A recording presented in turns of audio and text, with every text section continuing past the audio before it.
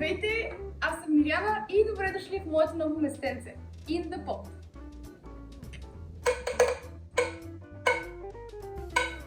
Какво може да очаквате от мен тук ли? Ами, много вкусни рецепти, различни предизвикателства с храни, разговори с интересни хора и ревюта на местенце в София. И не само, и още много. И да не ви бавя, почваме с първото видео. Това е истинската марка или нейното фалшиво копие.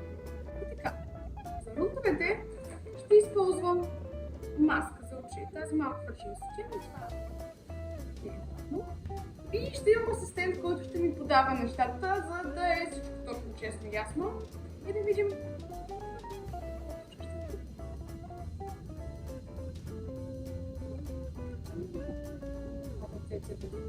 Сиренето в Филаделфия всъщност е започнало като опит на Уилям Лоренс да направи подобие на френско сирене.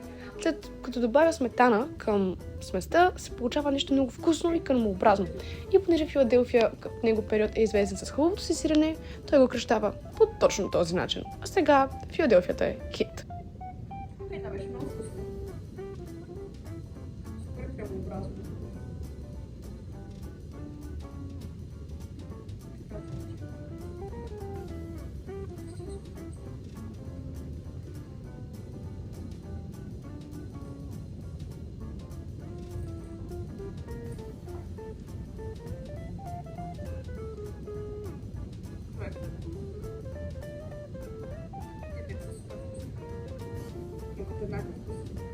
Моля се поръчка.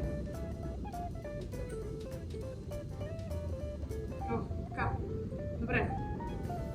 Бяха супер вкусни двете.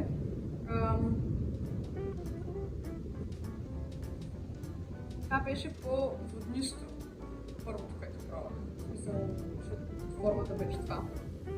Беше по-воднисто. Това беше по-маслено. Трябва да кажа кое.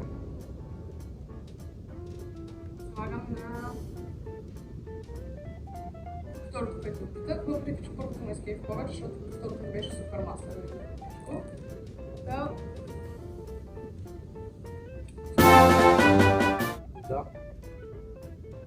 Добре, това беше трудно. Пробвах 5-сексния вариант.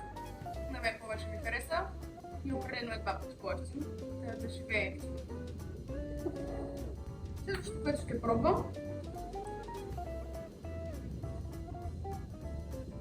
ще е едно Може пробваш. протеинови пудинги.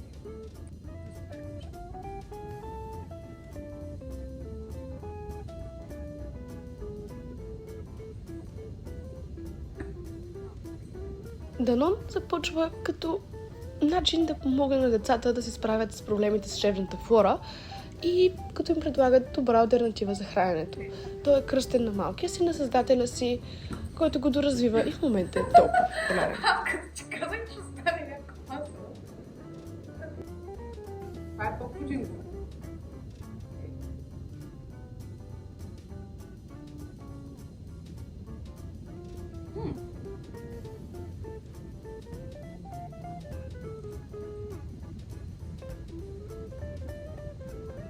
Добре.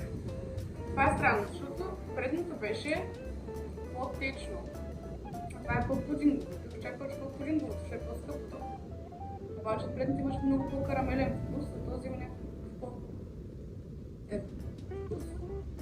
Затова залагам, че първото е скъпото, има проблем с консистенцията, а второто е ефтиното. Отварям. Yes! Продължаваме с трети кръг. Очудващо за всички, джими с оригиналните пуканки са всъщност финландски. Създателя им усеща липсата на такъв продукт на пазара и се възползва. А те всъщност стават толкова обичани и популярни, че се разрастват.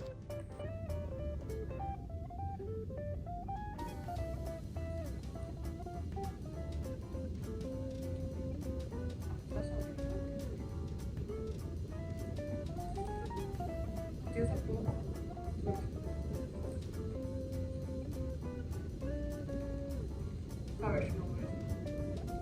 Тия са вкусни. Тия са оригинални.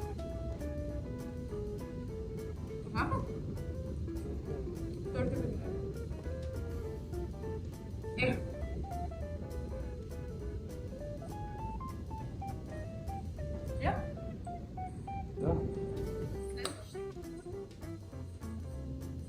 става трудно според мен, защото до сега май всички ни познаваме.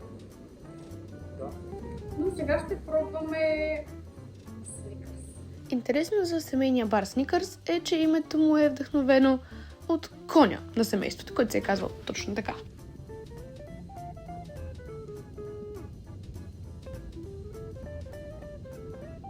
Окей. Ево.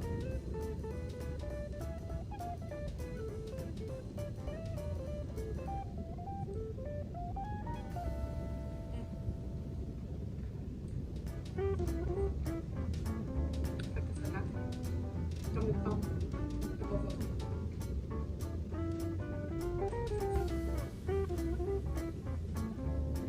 Чакай, ще го вече постъпи. Вече имаш постъпи. Това беше по карамелно по-слабо. Това беше по... Не слабо. Това беше като си вече. Тук слагам... Не съм много късмет. Това, първото. Нямаха ни хвана за каче. След че това беше по-слабо.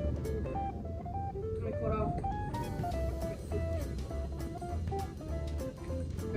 Добре, продължаваме с Пишков. Това е нещо интересно. Станаха много популярни с техния спред. В Холандия си имат спред.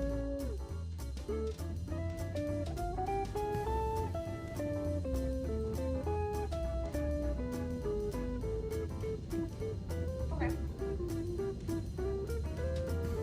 Да, вкусно. Доста причудите с всичко, които казах пред малко на празник. Канелено.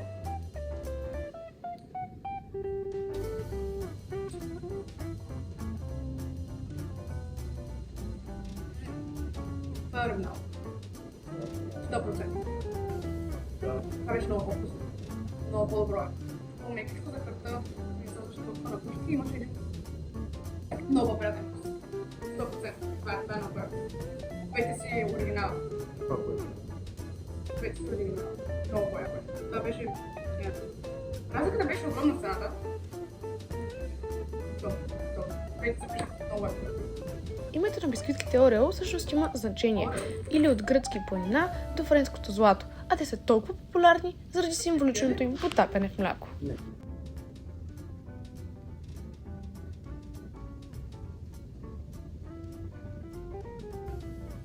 Това беше найс. Вкусно бисквитка. Много по-вкусно тия чоко бисквитки, тия малка. Бяха видели на колко. Бисквитки. Ще се бяло крем, ще се бяло крем, ще се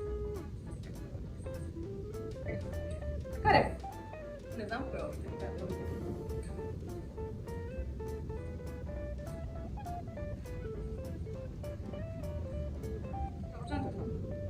Това е оригинал. Нали? Да. Никакъв шанс. Това е. Имаха различен вкус. Това имаше вкус на тия бисквити, както ви казах. Малко преди ядях. Заради кремчето вътре. А това имаше вкус на повече на просто на този специфичен орео вкус, който има. Орео, да не са цукър някакъв вкус. Аз май бих си взела това. Ако не търся орео вкуса, защото повече крем, че аз съм. Добре? Това не го соса. Да, не успя да го отлепя, това беше доста. Това не може. Не може. Да, няма смисъл, аз не успях. Видно не може. Равносметката е ясна. Победа за мен. Едно, колко неща? Едно, две, три. Едно, две, три. 4, 5, 6. 6 неща, само едно грешно. 6 неща, само едно грешно. Чалендж. Мисията е изпълнена.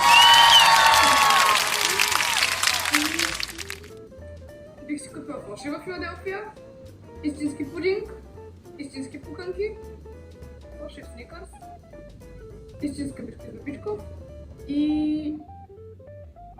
Какво ще говоря? Ако искам да го отлепям, бих си купила реално. Да, много спаси. Ако това видео ви е изкефило, харесайте, споделете, коментирайте и най-важното, ударете към банката. И сега ми оставете коментари долу какви искате да следващите марки храни, които да опитам.